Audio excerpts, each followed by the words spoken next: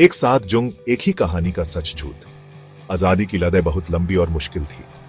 ये लड़ाई लाखों लोगों के सपनों, उम्मीदों और कुर्बानियों से जीती गई थी। आसान है हिस्ट्री को सिंपल समझना। हम भूल जाते हैं कि इस लड़ाई में हर तरह के लोग शामिल थे। मुसलमान, जिनके बारे में ज्यादा बात नहीं होती, उन्होंने बहुत बड़ा रोल निभाया था। उनका योगदान भी इंडिया जितना डिवर्स था। जुंग के मैदान से लेकर पढ़ाई के कमरे तक मुसलमानों ने आजादी की लड़ाई को संवारा। उनकी कहानियां सुनने लायक हैं, उनकी कुर्बानियों को याद रखना चाहिए। इस्लाम और इंडिया का आइडिया, बगावत की दास्तान। अंग्रेजों के खिलाफ लड़ने का जज्बा इस्लामिक टीचिंग से जुड़ा था। बहुत से मुस्लिम लीडर्स को अपने धर्म से हिम्मत मिली। उन्होंने ब्रिटिश रूल के खिलाफ लड़ना अपना फर्ज समझा। ये फर्ज की आवाज देश भर में गूंजी। इस आवाज ने सबको एक किया, चाहे वो किसी भी धर्म के हो। एक आजाद इंडिया का सपना देखने वालों ने मिलकर ये लड़ाई लड़ी।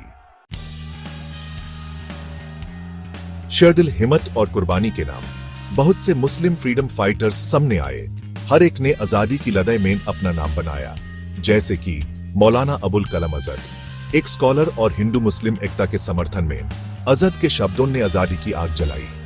फिर थे खान अब्दुल गफर खान, फ्रंटियर गांधी। अहिंसा के प्रति उनकी कमिटमेंट जुल्म के बावजूद उन्हें सबका फेवरेट बनाया।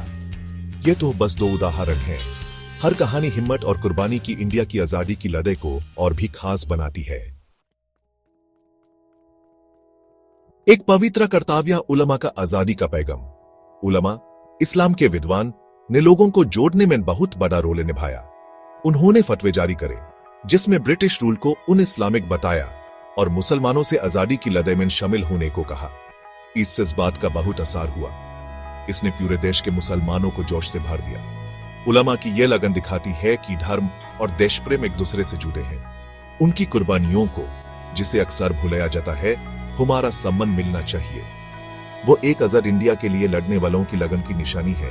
यह हमारा कर्तव्य है कि हम उनके योगदान को याद रखें और उनकी कहानियों को आने वाली पीढ़ियों तक पहुंचाएं।